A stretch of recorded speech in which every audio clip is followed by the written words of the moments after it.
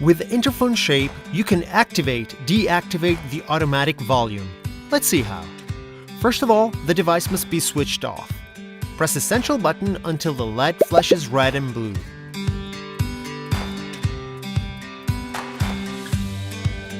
To activate the function, press and hold the volume plus key until the first beep. The LED will flash blue for 4 seconds and then return to alternate with the red. To deactivate the function, press and hold the volume key minus until the first beep. The LED will flash red for 4 seconds and then alternate with the blue.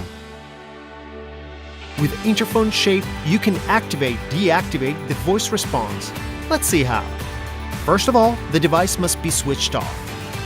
Press the central button until the LED flashes red and blue.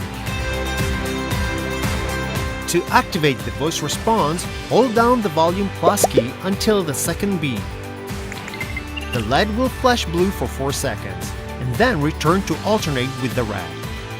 To deactivate the voice response, press and hold the volume key minus up to the second beep. The LED will flash red for 4 seconds and then alternate with the blue.